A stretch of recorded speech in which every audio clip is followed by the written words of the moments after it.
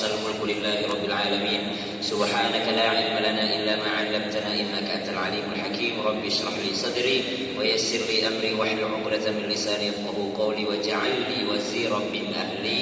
Amin amin amin ya rabbal alamin. Jamaah salat maghrib berjamaah yang dimuliakan Allah Subhanahu wa taala. Alhamdulillah Pak dan Rem yang dimuliakan Allah, Pak Dandim, seluruh yang hadir, seluruh jajarannya yang hadir di sini, ada Ibu di belakang juga. Insyaallah semua yang dimuliakan Allah Subhanahu wa taala, para tuan guru yang hadir, para guru kami yang hadir, para kiai yang hadir dan seluruh jamaah yang insyaallah menjadi kekasihnya Allah semuanya insyaallah. Jamaah. Oh jamaah. Alhamdulillah. Tadi saya lagi main di pantai di Mandalika. Tiba-tiba saya nanya sama Pak Andre, Pak, bukannya kita mau ke Islamis? Oh siap, langsung. Saya cek-cek di Google itu 40 menit lebih ke sini. Tapi ternyata sampai ke sini tidak lebih dari 20 menit. Subhanallah. Karena aksesnya beda. Begitulah nanti kita di hari kiamat. Begitulah kita kalau kita tidak punya pegangan di hari kiamat. Tapi kalau kita punya pegangan, siapa pegangan kita? Baginda Nabi Sallallahu Alaihi Wasallam. Kita mau masuk surga mengandalkan amal? Oh tidak bisa. Kita mau masuk surga mengandalkan pahala kita? Oh jauh pahala kita dibandingkan para sahabat. Ya. Nabi pernah bertanya tentang Sayyidina Umar bin Khattab kepada Jibril. Bagaimana amalnya Umar? Umar itu amalannya seandainya semua manusia beramal masih lebih banyak amalnya Umar. Kalau Abu Bakar gimana amalnya? Abu Bakar itu hanya daripada 1/10 daripada amalannya Abu Bakar itu baru Umar. Jadi 10 kali lipatnya Umar baru Abu Bakar. Kita di mana ini? Jadi jangan mengandalkan sholat berjamaah kita masuk surga. Kita harus andalkan orang dalam. Siapa orang dalam? Seandainya bukan orang dalam, saya tidak bisa lihat Mandalika. Tapi karena ada orang dalam, alhamdulillah bisa jalan-jalan. Begitu pula kita nanti masuk surga. 3 orang dipanggil sama Allah Subhanahu wa taala. Yang 2 diangkat dari neraka, yang 1 dari surga. Ditanya sama Allah. Ya. Dalam kitab Ihya diceritakan, maka ditanya lagi yang dari neraka, kenapa engkau masuk neraka? Kata orang ini, ya Allah, dahulu aku bermaksiat dan tidak taat kepadamu, makanya aku masuk neraka. Kamu yang kedua, kenapa engkau masuk neraka? Ya sama ya Allah, sama-sama suka bermaksiat. Kamu yang di surga, kenapa engkau masuk surga? Karena amal ibadahku ya Allah. Akhirnya yang 2 ini disuruh masuk neraka kembali. Kau yang pertama masuk neraka, lari dia Pak. Lari dia menuju neraka. Kata Allah, kenapa engkau lari masuk neraka, disuruh kembali? Apa jawabannya? Dahulu di dunia aku sudah telat-telat melaksanakan perintahmu. Sekarang di akhirat saya tidak mau telat lagi. Dahulu di dunia masjid sudah hayya 'alal falah. Nantilah. Ya, masih panjang waktu maghrib ini. Subuh as-salatu khairun minan naum. Udah nantilah masih panjang waktu subuh ini. Aku di dunia dulu menanti-nanti ya Allah, nanti bentar. Makanya hari ini aku lari ke neraka karena aku tidak mau entar lagi. Lari dia menuju neraka. Apa kata Allah? Kalau begitu kau masuk surga saja. Karena dia taat sama Allah. Yang kedua disuruh kembali ke neraka, masuk ke neraka sana. Kembali ke neraka. Dia lambat jalannya. Ditanya sama Allah, kenapa engkau kuperintah lambat? Sedangkan di dunia saja, kalau Pak Komandan bilang cepat itu langsung baik siap, langsung siap. Sedangkan Allah perintahkan engkau dahulu di dunia engkau sudah lambat, sekarang di akhirat kau lambat lagi. Apa jawabannya? Karena sebenarnya ya Allah, waktu kau panggil saya ini untuk interview, kupikir saya udah mau dimasukin di surga, ternyata cuma ditanya-tanya doang. Jadi pas saya disuruh kembali ke neraka, berat rasanya hatiku. Oh ternyata kenapa? Dia husnudzon kepada Allah. Maka kata Allah, kalau begitu engkau masuk surga juga lah, karena sudah baik sangka kepada aku. Dia dari surga ditanya, kenapa engkau masuk surga? Karena amal ibadahku ya Allah. Berapa lama engkau hidup di dunia? 100 tahun ya Allah. Umur berapa engkau mulai beribadah? Umur 20 tahun. Sampai kapan? Sampai aku meninggal dunia. Total ibadahmu berapa lama? 80 tahun aku beribadah full kepadamu, dan itu yang memasukkanku ke dalam surga. Kata Allah, kalau begitu kau 80 tahun juga saja di surga. Setelah 80 tahun masuklah kau ke neraka. Kata orang ini, bukankah tadi dibaca Pak Imam waktu maghrib, khalidina fiha, selama-lamanya di dalamnya. Enak aja, itu selama-lamanya kata Allah, kalau karena rahmatku. Tapi kau kan bilang kau masuk surga karena ibadahmu. Ya udah, kita hitung-hitungan saja. Kau ibadah 80 tahun di surga 80 tahun saja. Setelah 80 tahun masuklah kau ke neraka.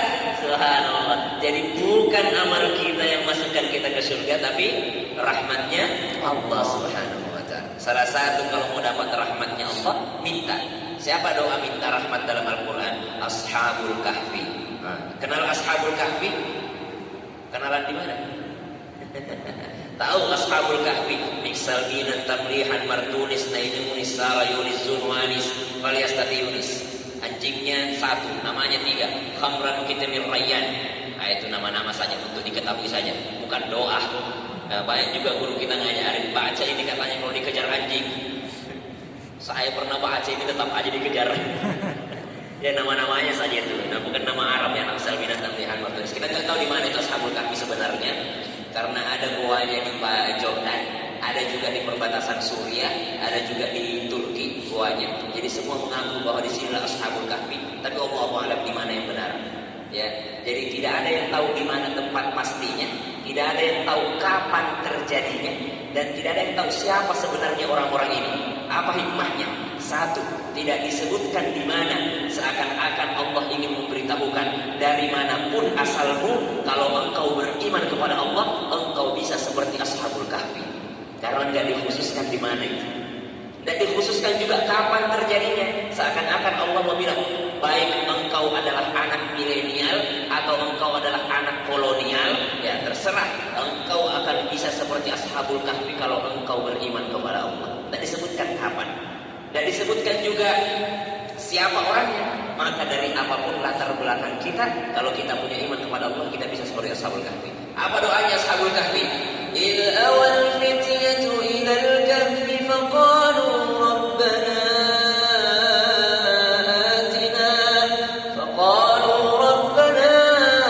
آتِنَا مِنْ لَدُنْكَ رَحْمَةً وَهَيِّئْ لَنَا مِنْ أَمْرِنَا رَشَدًا. Ketika dihadapkan dengan goa, mau bersembunyi di goa, langsung mereka berdoa kepada Allah, Rabbana atina min ladunka rahmah, ya Allah berikan dari sisimu rahmatmu ya Allah. Harusnya, ini kan anak muda, umur 14-16 tahun, ini anak muda, kalau kita mau pergi kemana-mana, pasti apa yang pertama kita cari? Apa yang pertama kita cari pertama? Kira-kira? Colokan. Yang kedua apa? Wifi. Ini anak-anak kecil, anak-anak muda, 12 tahun, 14 tahun, 16 tahun, lari dari kejaran. Dia mau bersembunyi di goa. Harusnya dia minta, ya Allah saya mau tidur di goa ini. Rabbana atina min ladunka kasura. Ya Allah saya minta padamu kasur. Nah, dia mau tidur. Atau dia minta, ya Allah berikan dari sisimu bantal, atau obat nyamuk, atau makanan. Saya mau sembunyi ini ya Allah. Tapi mereka cuma minta apa? Rahmatnya Allah. Kenapa? Karena ternyata betapa banyak orang kasurnya empuk tidak bisa tidur. Kasurnya empuk tapi tidak bisa tidur. Kenapa? Tidak ada rahmat Allah. Tapi banyak orang di pinggir jalan, di trotoar, yang cara tidurnya ada rahmatnya Allah. Biar di masjid dengar ceramah sambil duduk sambil begini matanya, tapi itu sebenarnya tidur. Banyak orang karena rahmatnya Allah enak tidur. Banyak orang di hotel berbintang tidak bisa tidur matanya. Subhanallah, karena rahmatnya Allah. Makanya kita sangat butuh rahmatnya Allah. Minta selalu rahmatnya Allah Subhanahu wa ta'ala. Nah insyaallah semoga karena rahmatnya lah Allah kita berkumpul di sini. Insyaallah begini pula nanti Allah kumpulkan kita di surganya Allah Subhanahu wa ta'ala. Tidak pernah saya bayangkan bisa sholat di sini, bisa datang tiba-tiba jadi imam. Saya mohon izin kepada imam yang asli. Tiba-tiba Pak perintah Pak Danlim, Pak Ustadz imamnya, oke siaplah, kita siap-siap aja. Karena dari dulu kita imam kelas 6 SD, saya dikontrak imam terawih 30 malam. Kelas 6 SD, pas saya imam malam pertama lancar satu, malam kedua baru mau berangkat ke masjid, udah ada yang nelpon ke rumah, Ustadz tidak boleh katanya anak kecil jadi imam. Padahal bapakku yang ditelepon, padahal udah kontrak 30 hari. Akhirnya kita cuma satu malam imamnya. Masjid yang lain ambil. Nah itu biasanya kesalahan juga terjadi di masyarakat. Harus orang tua yang imam. Padahal tazawwuj itu yang sudah menikah itu syarat terakhir dalam fikih. Syarat pertama itu yang paling tinggi ilmu agamanya, baru yang paling bagus bacaannya, baru yang bersih pakaiannya, baru yang harum pakaiannya. Jadi kalau imam kita itu harus ganteng. Tak boleh tidak mandi jadi imam, tak boleh bau badan jadi imam, harus yang bagus. Lalu imam juga itu harus pengertian. Saya lah termasuk imam tidak pengertian tadi, terlalu panjang bacaanku. Saya salah paham, dikasih makro dari ayat 187 sampai ayat 200 saja. Saya pikir sholat maghrib, ternyata dibagi dua. Jangan sampai jadi 187 sampai 200 itu maghrib dan isya ternyata. Saya salah baca tadi, Ustaz. Mohon maaf kalau kepanjangan ya. Jamaah, itulah gunanya kita sebenarnya luruskan dan rapatkan saf. Bukan hanya kakinya orang kita lihat, mukanya juga dilihat. Jangan sampai ada tampang-tampang asam urat, tampang-tampangnya terlalu lama. Ya. Ghairil maghdubi 'alaihim waladdallin. Amin. Bismillahirrahmanirrahim. Yasin. Ada berapa sebentar rugi. Kata yang baru tobat, gimana pernah mendengar ini? Ya, jadi kita harus pengertian sama makmum kita. Dan rahmat Allah semua. Kita berkumpul di sini, ketawa, tersenyum. Ya, saya itu senang. Mohon maaf Pak Dan. Saya kalau pengajian di masjid, apalagi sama tentara, tidak pernah serius-serius. Santai aja saya Pak. Karena mereka ini di kantor ini udah dapat tekanan. Di masyarakat dapat tekanan lagi. Nama komandan dapat tekanan. Masa masuk masjid ditekan lagi karena akhirat? Jadi tidak usah kita bicara neraka di sini ya.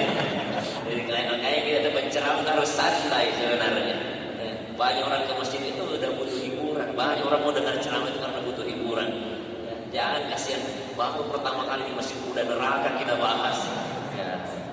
Ada orang mati gara-gara ayat tentang neraka, begitu khusyuknya mendengarkan ayat tentang neraka. Maka subhanallah, insyaallah kuncinya surga apa? Miftahul jannah la ilaha illallah. Kuncinya surga la ilaha illallah. Kuncinya surga ucapan la ilaha illallah. Kuncinya neraka? Saya tanya dia, kuncinya surga la ilaha illallah. Kuncinya neraka? Tidak tahu, tidak ada yang tahu. Berarti tidak ada kita kesempatan kita masuk neraka.